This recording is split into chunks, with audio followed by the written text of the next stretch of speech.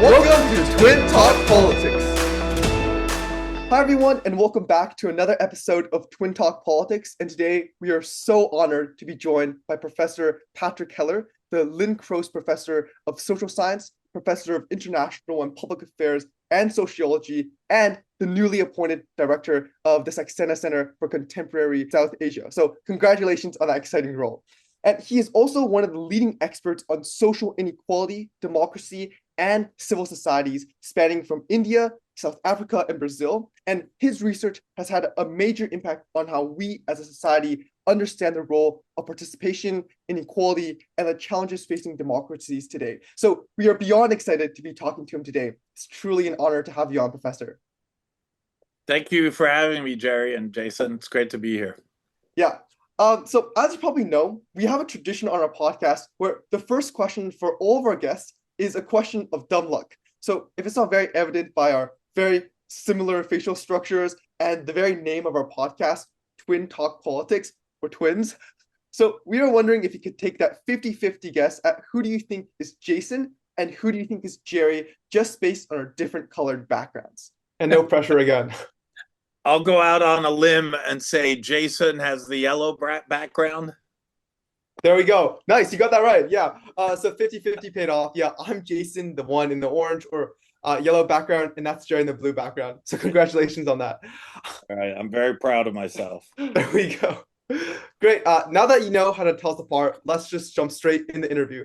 Now, obviously, Jerry and I know all the incredible things you've done, but for the listeners at home who might not be as familiar, we were just wondering if you could give us a quick introduction and maybe how you got really interested in political sociology in the first place. Oh, terrific. Okay. Yeah. So I'm a political sociologist, and I did my PhD at UC Berkeley. And at the time, I was generally interested in sort of classic sociological questions. And we like to joke in sociology that we have three variables of interest: inequality, inequality, and inequality. I mean, it's always been the discipline that's been focused, some would say even obsessed with the questions of inequality. And I had, growing up, I spent some time in India. I actually finished high school in India. And so I'd had a sort of firsthand view of just how severe inequality can be, to the point of creating rather massive forms of human deprivation. And so as a grad student, I thought this is something I could study. Originally, I wanted to work in Latin America because Latin America is a part of the world that U.S. sociologists have done quite a bit of work, and India was a bit more neglected, but eventually decided that precisely because India had been largely neglected in sociology, I should do some work there. And I went there to do my PhD work. I worked in the southern part of India, a state called Kerala, which is actually a state that's had some success in addressing inequality and promoting social development. But it was a case of one. It was a subnational case. It was a state within a larger nation, and I wanted to broaden my understanding of the question of the relationship between democracy and inequality in the global South. So I started some work in South Africa. Spent 2 years there, looking at questions of urban governance in particular, and almost by definition, apartheid cities are some of the most unequal cities in the world, right? Because they were constructed around the idea of complete racial segregation. And so the question was, once South Africa becomes democratic, could it build more integrated, more inclusive cities? So I did work there. And then eventually developed an interest in Brazil, and with colleagues have done some work there. And now a lot of my work and thinking is really trying to make the most of a comparative understanding of the dynamics of democracy and inequality in these three large and vibrant democracies of the global South. For sure. Thank you so much for that. And we'll definitely touch on inequality and urbanization and a lot of the stuff you talked about later in our conversation. We just wanted to start off by exploring your work on democracy more holistically and your incredibly intriguing concepts of how we should actually rethink it, especially in your work, Deliberation and Development, rethinking the role of voice and collective action in unequal societies. I think too often today, as you point out as well, democracy gets reduced down to a couple of things like elections, voting, and competition, and that's it. But you argue that voting alone actually does not guarantee genuine participation or inclusion. Instead, you show that democracy is a broader process of expanding rights, accountability, and actually meaningful participation. And I think the concept that really stood out to us was that it isn't just a tool to improve governance, but something that's valuable in of itself. So you also point to how structured participation helps people form public preferences, claim rights, and build collective identity, ensuring that everyone's voices, especially those of the marginalized communities, are heard. So the question is, I know it's a bit long, but in deeply unequal societies, how can these participatory spaces be designed and sustained to genuinely build effective citizenship, especially to include marginalized voices? Yeah, that's an amazingly great summary of the arguments we developed in that book. So thank you for that. And yeah, I mean to underscore the point, yeah, elections are great. That's a non-negotiable dimension of any democracy, but it's not sufficient. In part because a lot of stuff happens between elections, and elections themselves are a pretty blunt instrument of accountability. What you want is continuous accountability and continuous responsiveness, and that's where participation is important. Plus, if to the extent that you can promote participation beyond just elections, chances are you're including people who otherwise might not be included, ordinary citizens, workers on the shop floor, etc. Um, and oftentimes, even if you have representative structures, it's really difficult for the poor, for the marginalized to make themselves heard, to have any kind of real bargaining power, et cetera.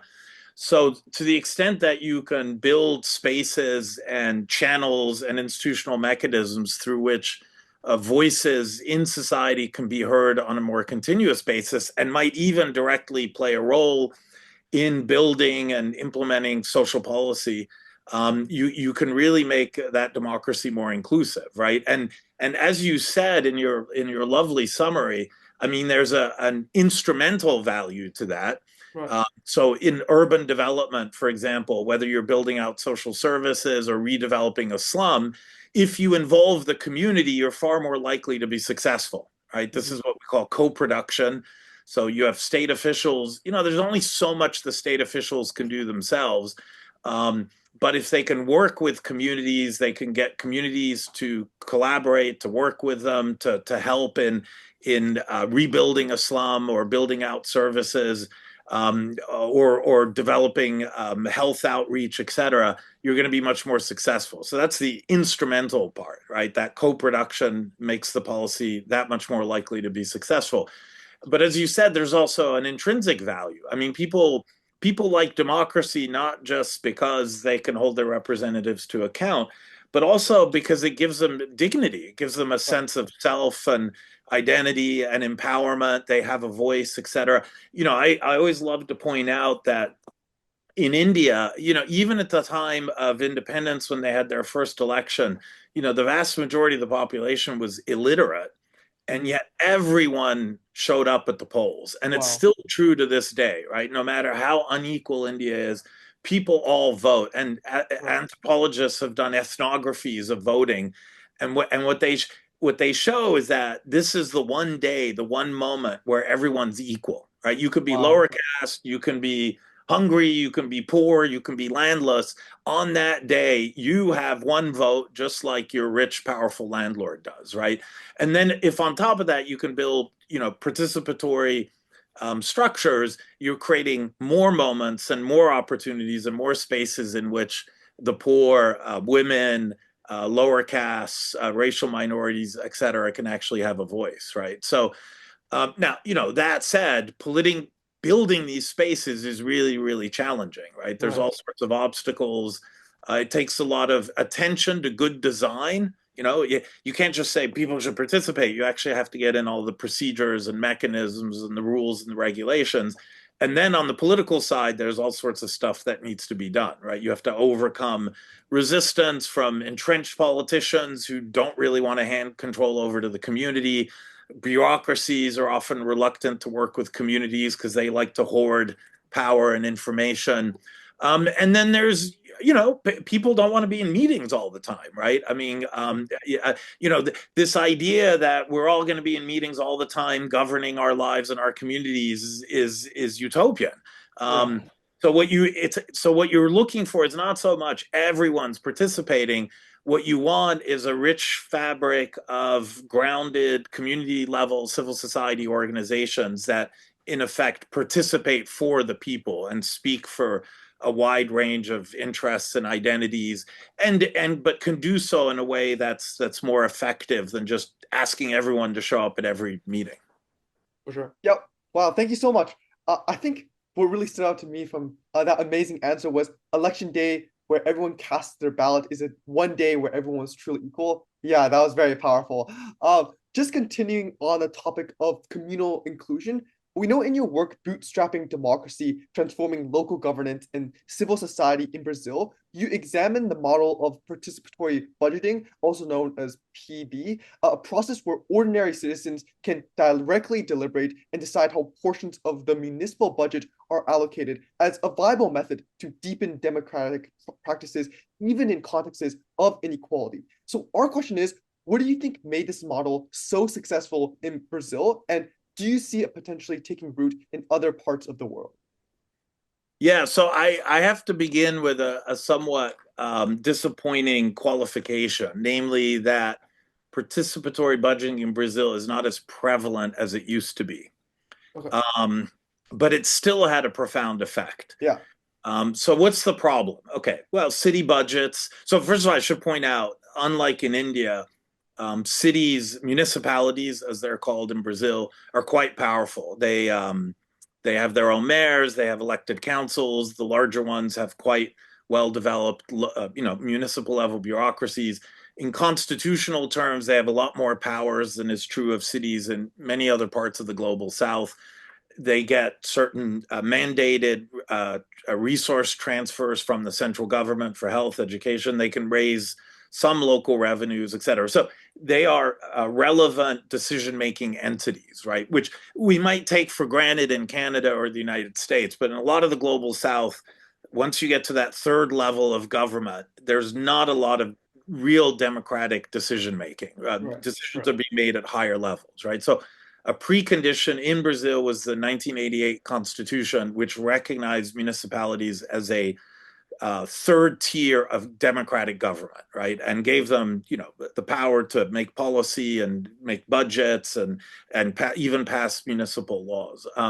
Now that said, and we know this from the history of the United States, municipal budgets are often essentially controlled by a small oligarchy. So even if there's democracy and there's an elected mayor, you have some powerful political brokers, usually working with powerful economic interests, land developers in particular, and there's a lot of collusion, and budgets are very complicated, and there's sometimes not much transparency, and so they make these backroom deals, right? And deals get made about how to allocate urban resources, and invariably, and this isn't just a problem of the global South, it's true of Yeah. the global North as well, most of those resources go to supporting privileged communities or Right. elite interests, right? We call it, in the US literature, we call it the growth machine, right? So a lot of public Yeah. resources end up supporting the things that developers want, right? Developers want to make money off of land. And so municipal authorities invest in developing infrastructure in such a way that increases the returns to land, but isn't necessarily providing low-income housing or providing things that benefit the entire population, right? So the idea is, with participatory budgeting, is to make the budgeting process, A, more transparent, and two, to give a direct voice to communities and, or I should be clear, civil society organizations representing different community interests, to give them a direct voice in planning the budget, right? And so, from a purely democratic theory point of view, this is kind of a no-brainer, right? I mean, shouldn't we be opening up the budgeting process to direct inputs from civil society? We all know that when the US government makes its budgets, the lobbies are present big Right. time, right? And the problem there, of course, is that the powerful interests are overrepresented and the more marginalized and popular interests are Yeah. underrepresented. So how do you design a budgeting process that, sort of shifts the balance from the powerful, the landed elites, the developers, the industrial lobbies, to ordinary communities of citizens, of women, of healthcare activists, et cetera. And so, when the PT, this is the Workers' Party, first started winning mayoral elections in Brazil, they were entering a political context that was dominated by this kind of oligarchical decision making, plus a lot of clientelism, right? You still have to win elections, so you make sure you get resources to key constituencies, but again, you're not providing public goods, and you're not allocating resources in a way that sort of maximizes the public interest. So they decided, okay, let's try to do something different, and they didn't initially really know what they were doing. They just thought, oh, we have a lot of community organizations, they're vocal, they can mobilize folks, so let's start the budget at the community level. Now this isn't the whole budget, right? A lot of the budget's already committed to infrastructure projects, to Yep. paying salaries, operational costs, et cetera, but usually it was a good chunk of the budget, or the new development budget, the new investment budget. Yeah, and they sort of set it up so that communities could deliberate over what their priorities were, and then you have to scale it up so that it eventually goes to the elected council. And the way it basically worked is that the people's budget was presented to the elected council, and because the council was a PT or Workers' Party council, they would usually approve it. And so you basically get more transparency Right. and more direct inputs from the community into the budgeting process. It's really hard to do, right? Yeah. Budgets are really complicated. Again, people don't want to be in meetings all the time. So that at one point, 400 to 500 cities in Brazil were doing participatory budgeting. Wow. Some are still doing it, but it's not as widespread as it used to be. And part of this has to do with political cycles, and the Workers' Party is in power at the national level, but not so much at the local level. But I think it's changed the budgeting process, period, right? I mean, people are now used to having more transparency.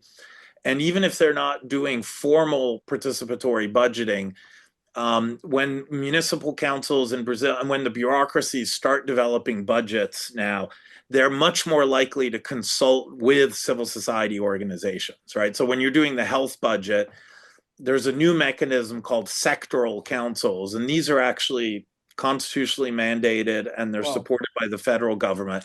So when you're putting your health budget together, you have to create a sectoral council, and it's usually 1/3 civil society organization, so health activists, et cetera.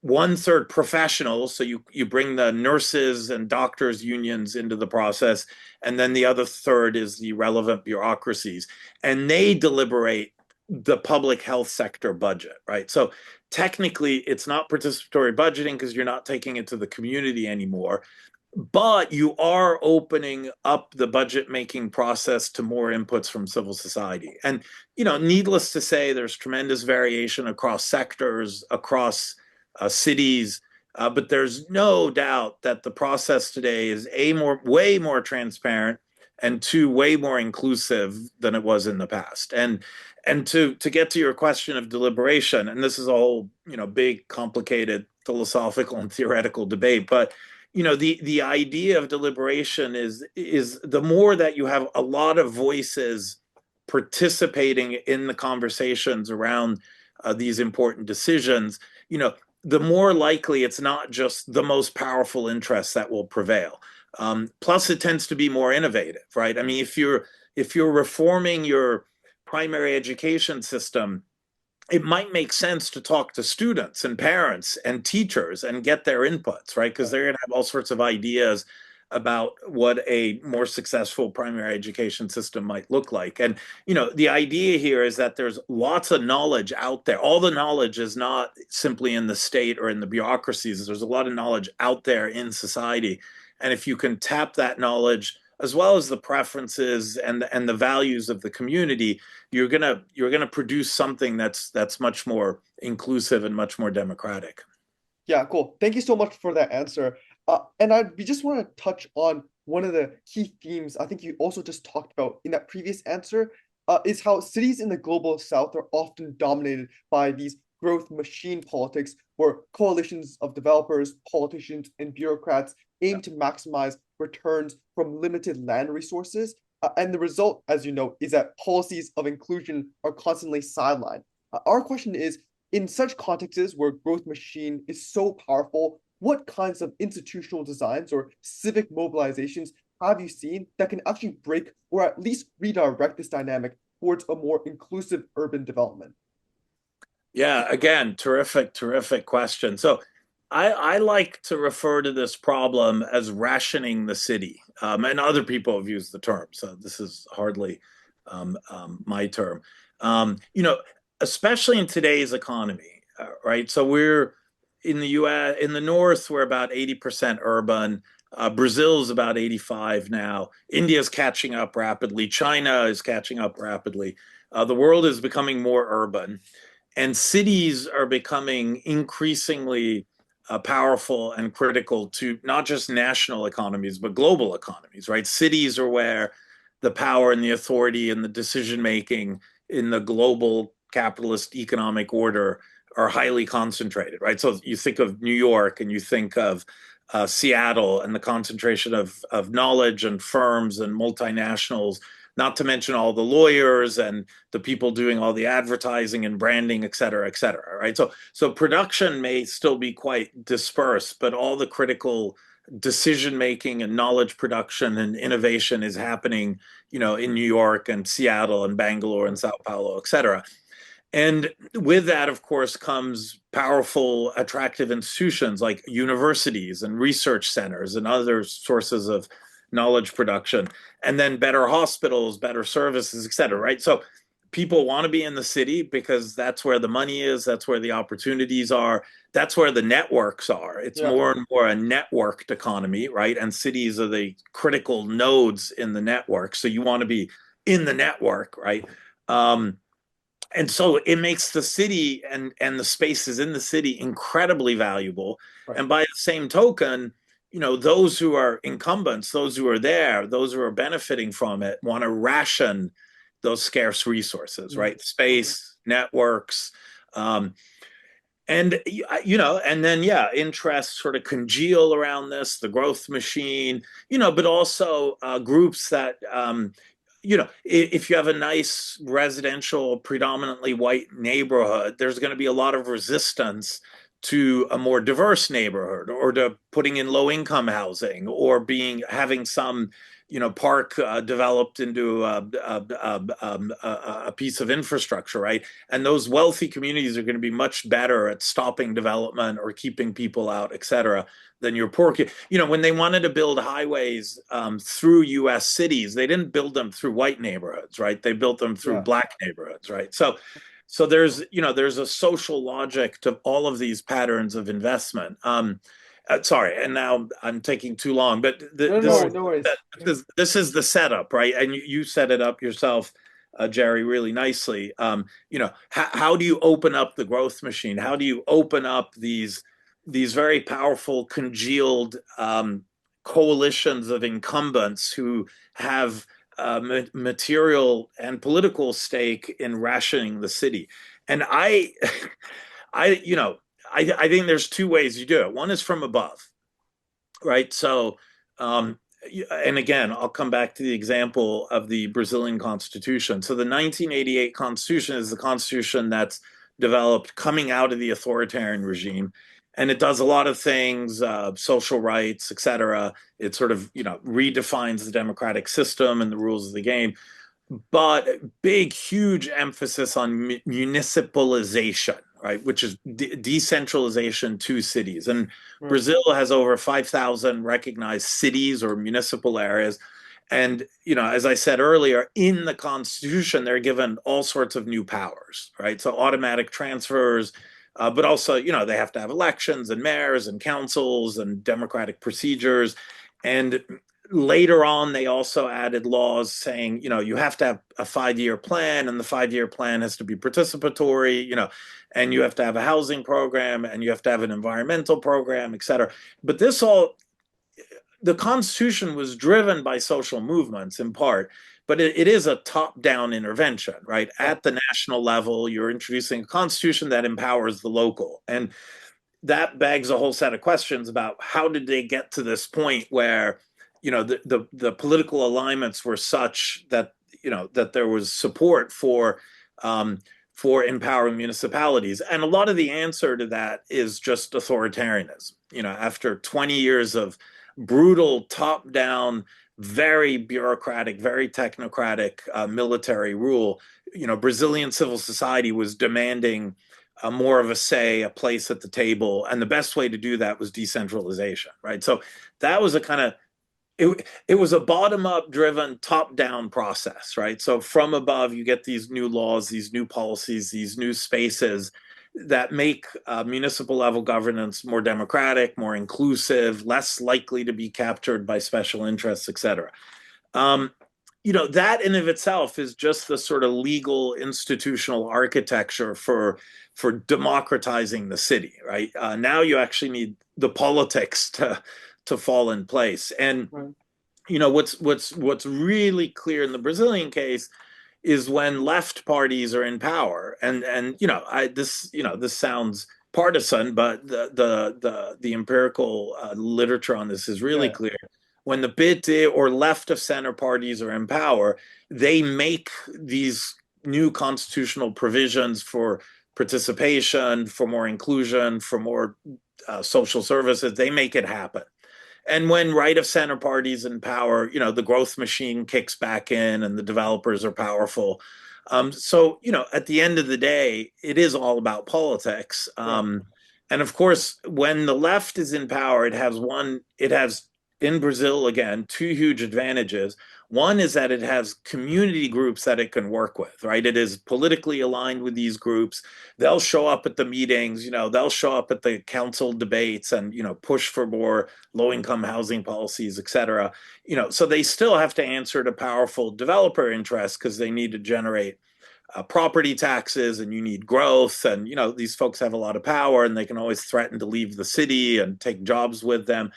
So you do have to accommodate them, but these left parties in power tend to be better at having a dialogue with community groups and social movements, bringing them in to the bureaucracies and the decision-making process. And the other advantage, and we don't talk about this a lot, but I actually think it makes a huge difference, is that these left of center parties tend to be a little bit more programmatic. They have a vision of the right to the city, of a democratic city. There's a program. Where some of the right-wing parties, it's just powerful interests, right? We just want to sort of control the decision-making process to service these interests. And, when you have a program, it's a little bit more coherent, and it ends up attracting a lot of progressive middle-class professionals into government itself, right? So Brazil, for example, in a very short period of time, rolled out the SUS, and it's just the acronym for their universal healthcare system. So they've done, you guys already did this in Canada a long time ago, but in the US, as you know, we're still struggling to provide healthcare, right? And Brazil did that. A poor, incredibly unequal country built a national universal healthcare system, which by every account is, of course there's problems, it's uneven, blah, blah, blah. Lots of people still get private insurance. But, every Brazilian now has access to basic health care. And this is true in rural areas, it's true in cities, it's true in favelas. And in cities, they've been really good at rolling this out, to the poorest parts of the city. And all the health indicators have improved dramatically, right? So this isn't just fantasy. This is real, concrete, hard results. And again, this was all made possible by something called the Sanitarista movement. And this is basically nurses and doctors who were committed to the principle of public health, pushing for it. So initially it's a movement, but then they go into municipal government. So if you go into the public health departments of Sao Paulo and Recife and some of these other cities, Belo Horizonte, especially the ones that have been governed by the PT, it is literally populated with progressive public health specialists, often academics, doctors, nurses, et cetera. So you've transformed the very nature of the bureaucracy, right? And the transformation is kind of from below, but it's also a kind of from above investment, right? Now the very heart of the bureaucratic machine has a kind of progressive agenda built into it, right? So even when the right-wing governments come back to power, you still have these powerful bureaucracies that care about making sure that there's a public health clinic in every favela and that it's staffed by nurses, that it has the proper equipment, et cetera. And so that, for me, that it doesn't sound very exciting. It's not very revolutionary. It's what my friend Eduardo Marquez calls incremental progressivism. But over a 20, 30-year period, you start to see real improvements in the nature and the inclusivity of urban policies as a result. And he and his team have actually carefully documented this for Sao Paulo. Wow, thank you so much for your in-depth response. For the next part of the discussion, we wanted to shift towards more of your incredible work on the Cities of Delhi project and the recent CIUG project.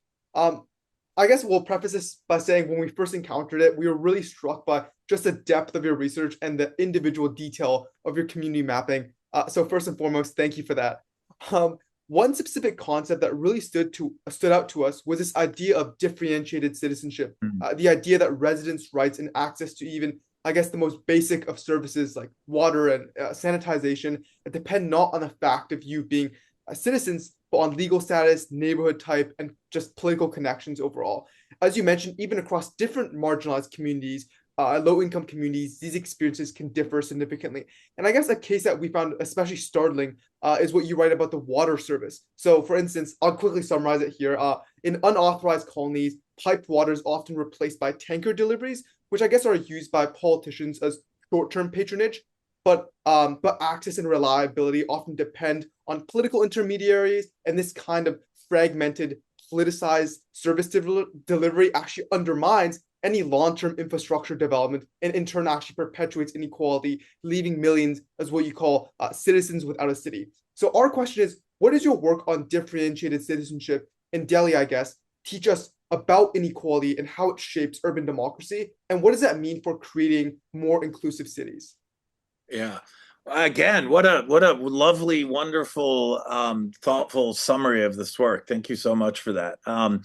Yeah, so I should give a little bit of background because I think, especially again, from sitting in Toronto or in Providence, Rhode Island, we sort of take for granted the delivery of basic services, right? You move into a house anywhere in a city in North America, and you're going to get you'll have a water connection. There'll be trash pickup. The electricity should work.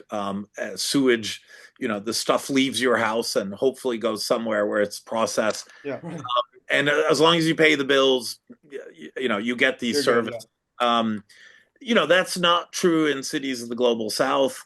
If you live outside the core, and you live in what the Latin Americans is just called the periphery, chances are you have very uneven services, right? So, and the Indian cities are in a way, the term differentiated citizenship actually is a term I borrowed from the Brazilian literature to describe the cities of the 70s, right? So in the 70s, literally, if you lived in the core, the city is legal, you have a legal title to your property or the place that you're renting, and you get services and there's road infrastructure, et cetera. And if you live in the periphery, it's as the Brazilians put it, auto constructed. You build it yourself, and maybe you can find a well and get some water, but basically the government is not providing any services. And in India, it's roughly the same situation. In India, it gets complicated because and this is a long, very complicated story, but they create different settlement. A settlement in India, it's a colonial term, but it's essentially a neighborhood.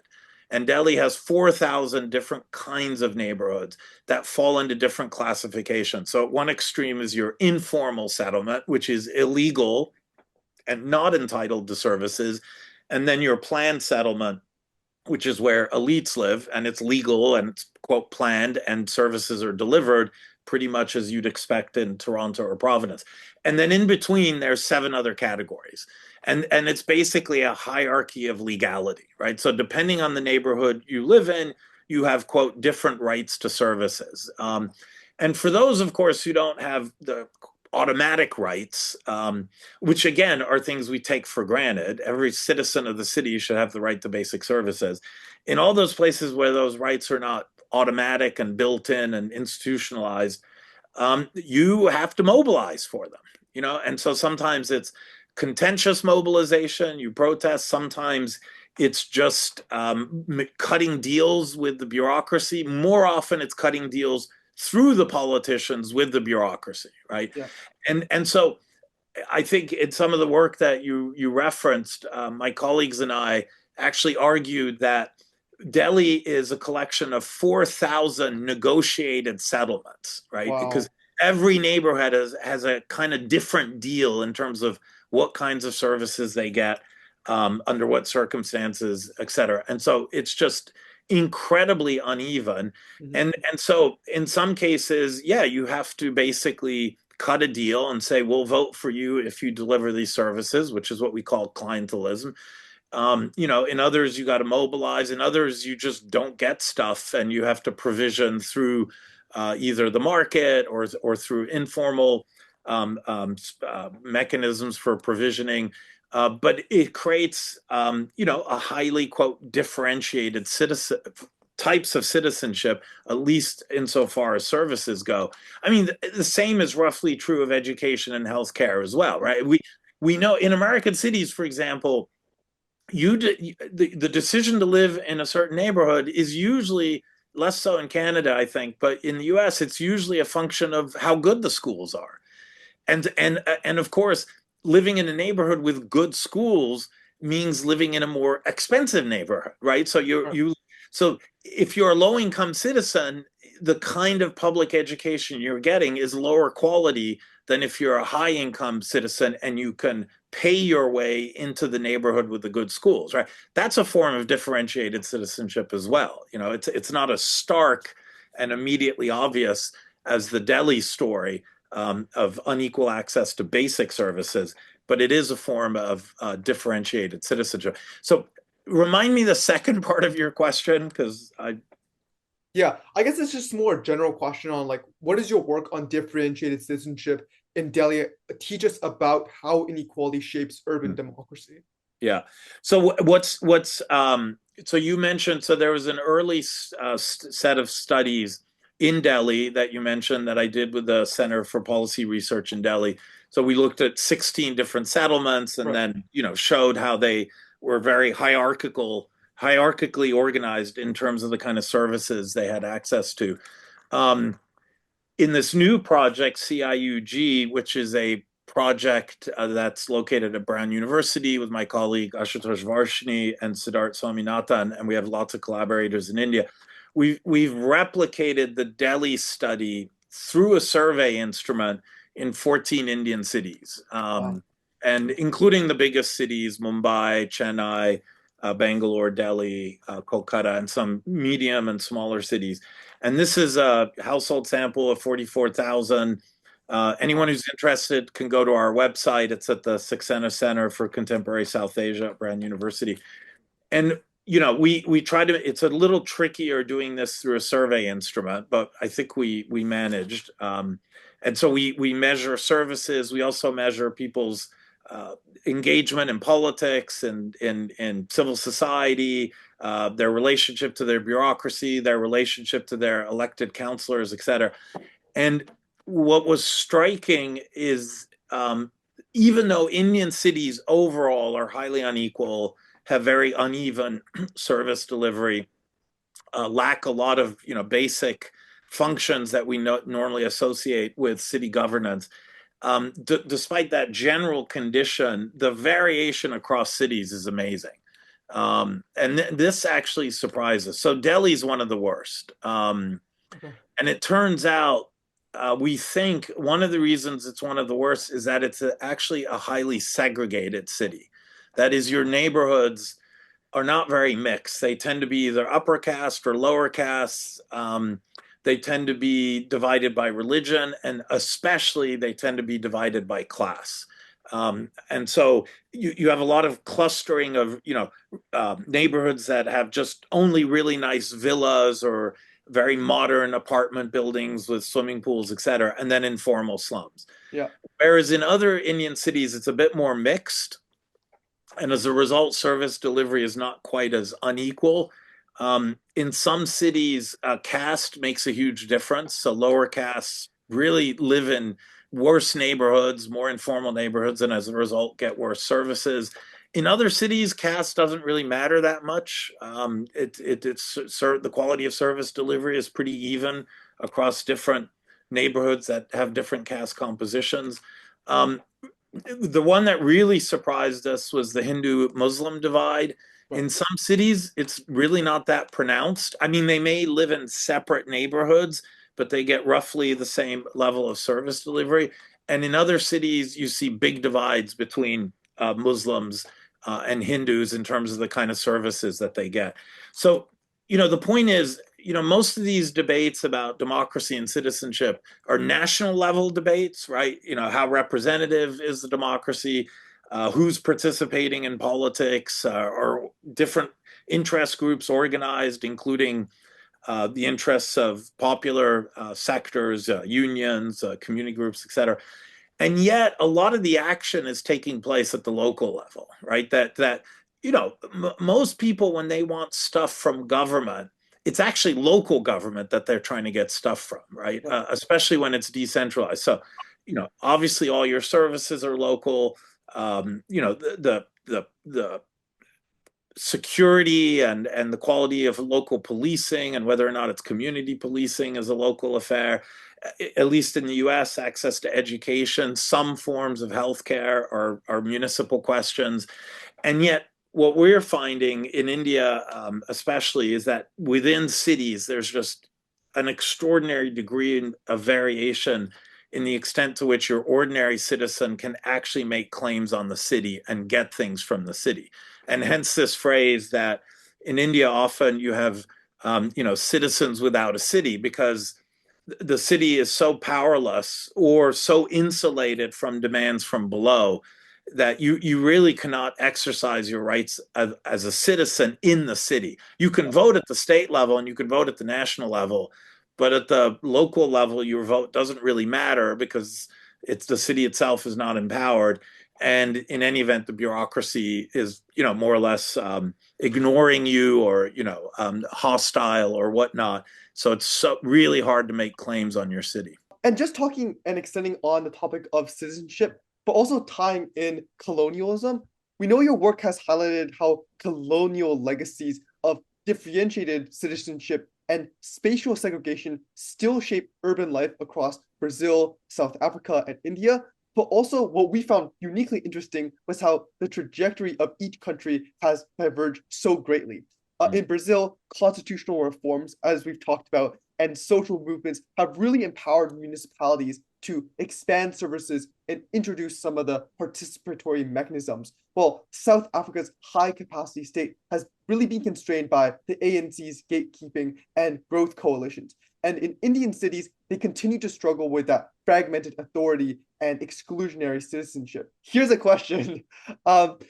When you compare all three of these contexts, what do you see as the most decisive factor that determines whether a city can actually overcome these entrenched legacies and move towards more inclusive governance? Yeah, another truly fantastic question with a great summary of these three cases. Yeah, inevitably, it's, one would love to have a really parsimonious explanation, and ideally just one key variable, Yeah, and that's the kind of stuff that gets you awards and whatnot. Unfortunately, the world's way more complicated than for that. sure. Yeah. So I think it's what I call a configuration of factors. So a lot of it has to do with the timing of democratization. Wow. Okay. So, and well, the colonial legacies are similar, I think, in all three cases, but the timing of the anti-colonial transition, struggle and transition, and the timing of democratization are quite different, right? So in India, it's all at the same time, right? 46, you get the success of the Indian national independence movement. India becomes independent, breaks with colonialism, and at the same moment becomes democratic, and truly democratic, right? India is the first country, along with Sri Lanka, to introduce universal suffrage, right? Every other democracy was incremental, right? First, men of property got the right to vote, and then white men got the right to vote, and then eventually non-whites and women and others, and finally the landless could vote. In India, everyone started voting at the same time.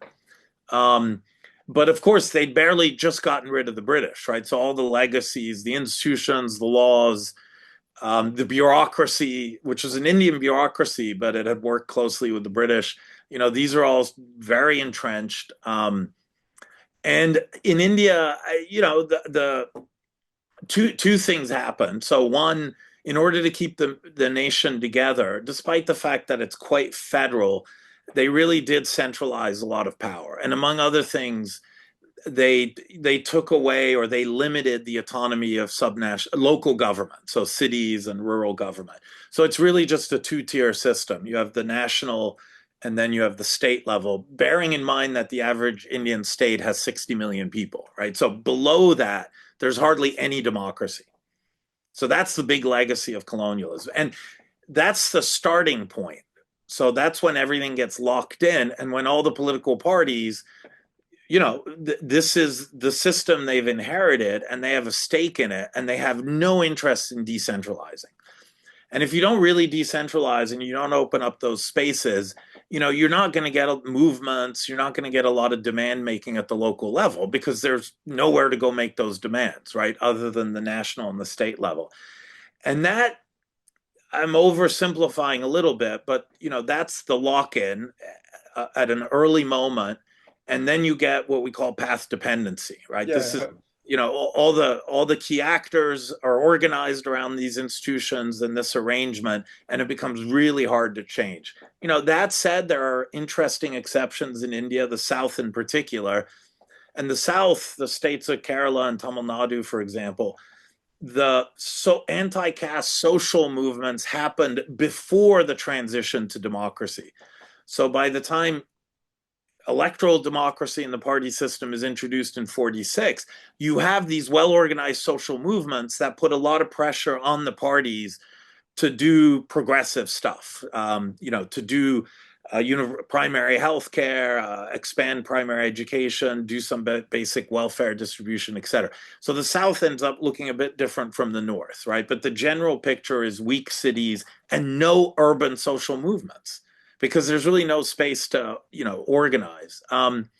South Africa is an in-between case, and I'll say a little bit more about it because I've already said so much about India and Brazil. But South Africa, of course, colonialism isn't just colonialism, it's also internal colonialism, right? So you have, the British and the Dutch control South Africa, but once South Africa becomes independent, it's the whites, which includes the British and the Dutch, the so-called Afrikaners, and they're ruling over through the apartheid system, blacks and Asians, non-whites. And South Africa is quite urbanized, and the cities are really where the apartheid system is fully developed and implemented. So the anti-apartheid movement is not just an anti-colonial movement, and not just a pro-democracy movement, but it is very driven by the idea of city-level democratic governance, right? So all the slogans of the movement, are about empowering the city, Yes. de-racializing the city, using the high capacity for taxation, taxing whites, rich whites, to essentially subsidize black neighborhoods and provide services, et cetera. So the movement it's a nationalist movement for democracy and full independence from the legacies of colonialism, but it's also a movement that, unlike most nationalist movements, wants decentralization and is really committed to the idea of participation. And so, when Mandela and the African National Congress come to power, they immediately, the Constitution, like in Brazil, recognizes municipalities as democratic, as self-governing. They need autonomy. They should be able to raise resources, and they push all these programs. Um, but they have limited success because the ANC is such a dominant political party, and like many parties that don't have real electoral competition, it ends up wanting to control everything, and inevitably, a lot of patronage creeps in, and the party is used, to service the interests of party members and its allies, et cetera, at the expense of real transformation. And among other things, they really contain civil society. So they more or less control the unions. They have a bargain, a deal with the unions. But then all the other civil society organizations that are pushing for participation and democratic deepening, and policies that would make the city more inclusive, they all get sort of, uh, marginalized, and the ANC becomes this very top-down, quite corrupt political party, and it sort of reaches kind of scandalous proportions during the Zuma years, where Zuma is literally selling off ministries to rich Indian businessmen, et cetera. And the corruption is so intense that the National Prosecutor's Office calls it state capture, right? The state apparatus has been captured by powerful corrupt interests. So that's how acute the problem becomes. So in a sense, the South Africa case was the most promising because you have a highly solidaristic nationalist movement that was genuinely democratic and committed to decentralization and participation, and yet, it in the absence of real competition, instead you get this one-party dominant system. And then, Brazil, again, Brazil becomes independent, in the 1880s, so it's been an independent country much longer, but dominated by the same elites that were in power under colonialism. And it only really starts opening up a little in the 30s and 40s. And then you get some bottom up mobilization, but then the elites feel so threatened. There's coups and the military come back to power. And then Brazil has this 20-year period of very top down technocratic growth-driven governance under the military, and they do generate growth. They do modernize the bureaucracies. They do build out state capacity, but inequality becomes way worse, and repression reaches these extraordinary heights. And that invites this very broad-based democracy movement, which and then finally the military regime ends in 85.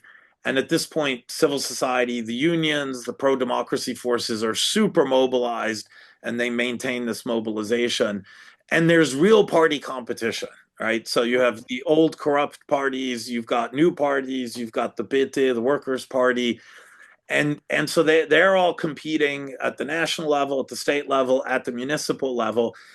And there's no dominant force like the ANC that can contain civil society. So civil society is still mobilized, and you just have a lot of churning and competition, et cetera. And so in the end, Brazil, I think, makes much more successful strides in terms of consolidating and deepening democracy. Now, obviously, at one point, Bolsonaro comes to power and tries to dismantle the whole damn thing.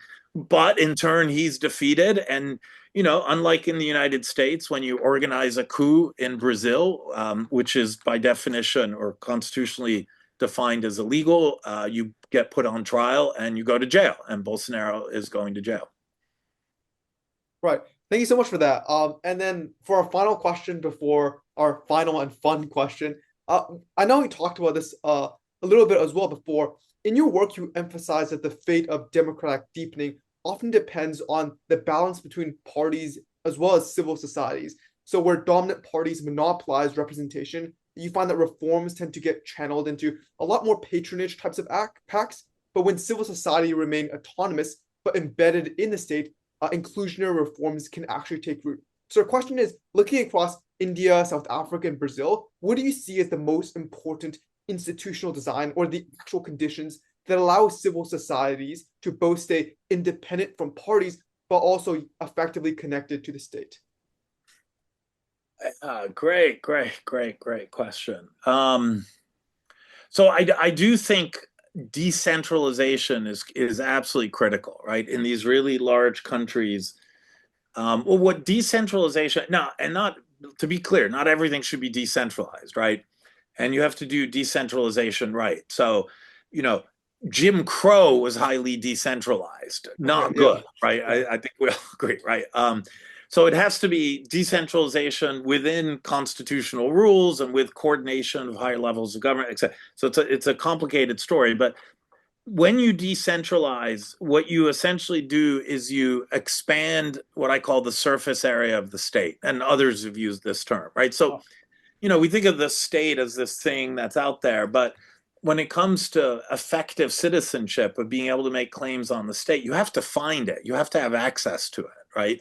And again, it can't just be elections every 4 years, right? You need to be able to go down to your local government municipal services office and get your water connection fixed. You need to be able to, go to your local counselor and say, we got a problem with crime in the neighborhood, et cetera. I mean, democracy works best when there's many ways for claim making.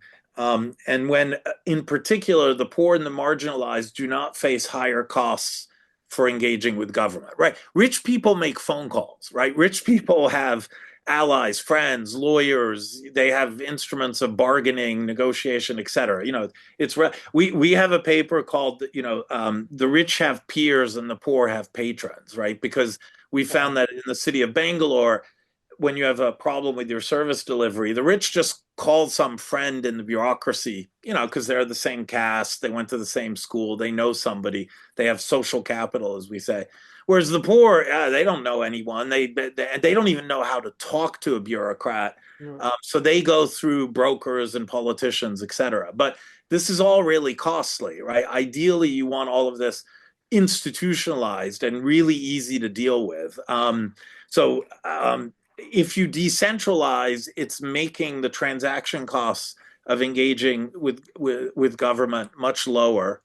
Um, so decentralization, I think, is the first absolute precondition for having more engagement from civil society.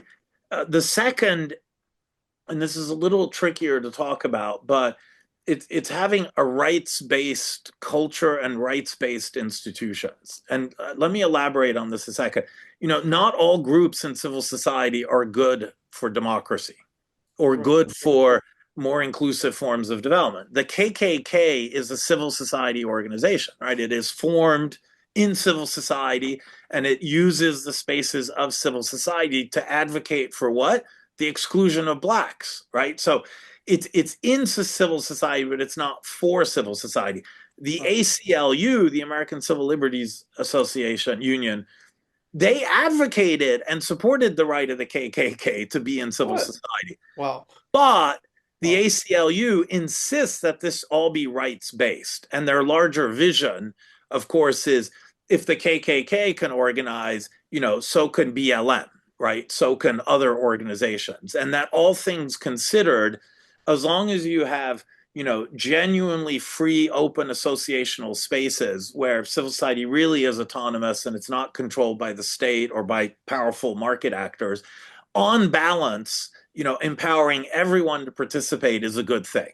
That said, you're going to get organizations like the KKK, or in India, it's called the RSS. This is the sort of these are the ground troops of the Hindutva movement, and they're anti-Muslim and they go around intimidating Muslims and bulldozing Muslim communities. They've even organized some lynchings. It's quite horrific. Wow. And then just day-to-day stuff of propagating propaganda about Muslims, etc. I mean, they are doing great harm to India's pluralistic democratic social fabric.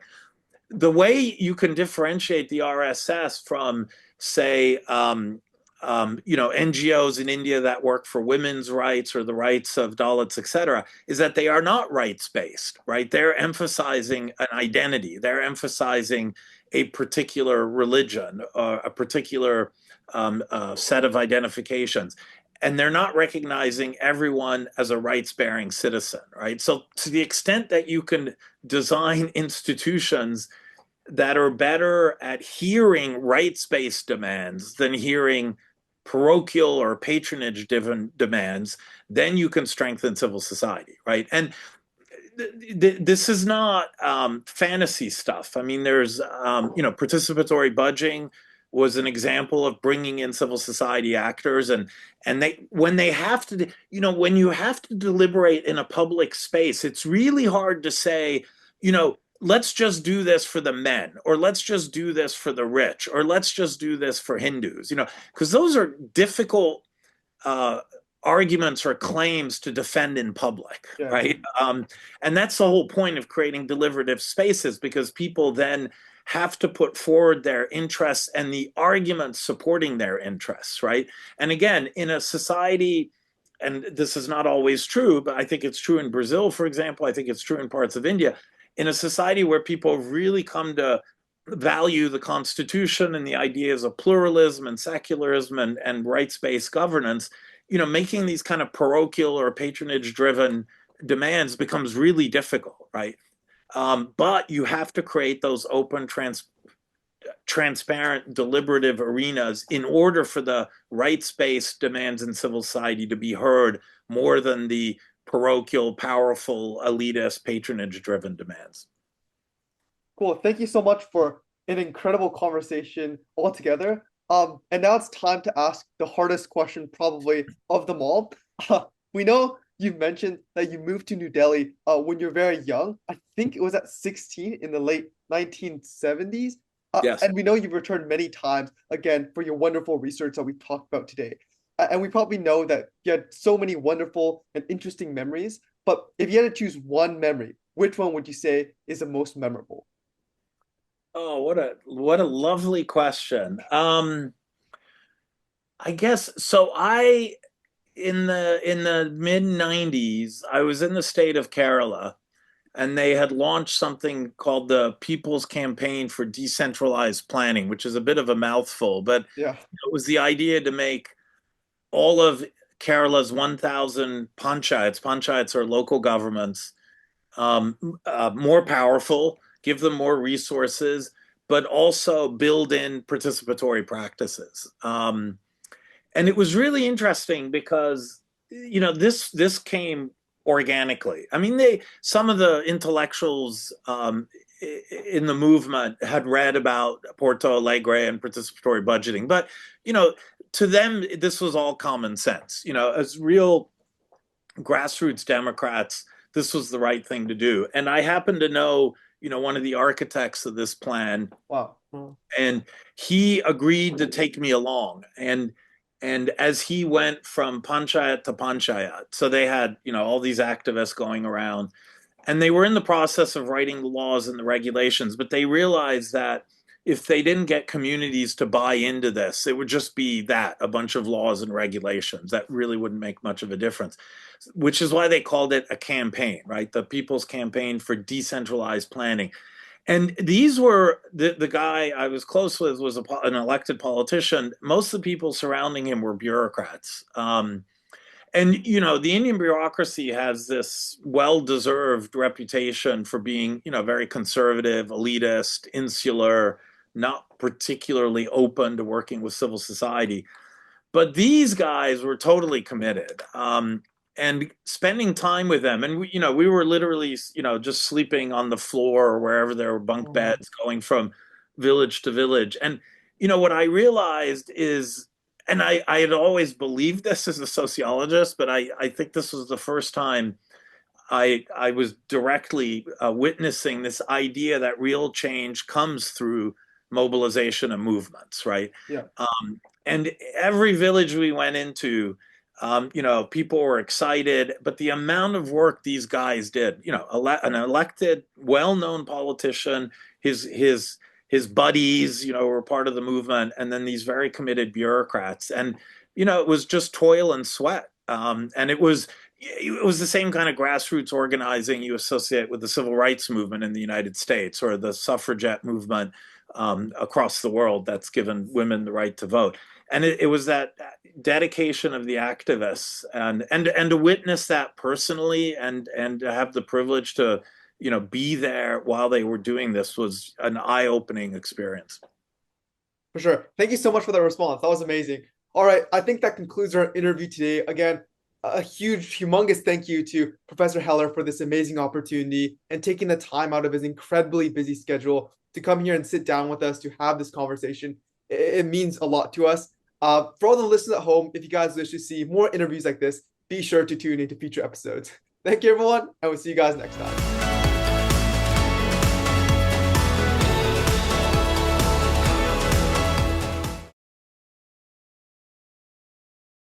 We really enjoy Indian food, but we're not necessarily sure if we get always like the right choices like at the restaurants.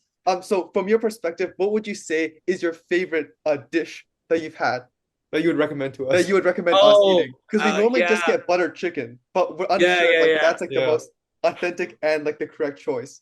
Right. Well, I look, most Indian food outside of India is North Indian food, and South Indian food is actually much, much better. Oh wow, okay. So you seen dosas? Yeah, we have. Yes. So dosa is pretty typical South Indian, but the ultimate South Indian food is what they serve at lunch, and they just call it meals. Sometimes they call it a thali, Okay. Thali, Totally. and it's Write it one of down. those aluminum or metallic dishes with little compartments, and it's usually a pile of rice in the middle, and then five, six, seven different, usually vegetarian, but there's non-veg versions. And especially the ones that come from the state of Andhra Pradesh or the state of Kerala, to me, is the single greatest meal you'll ever have.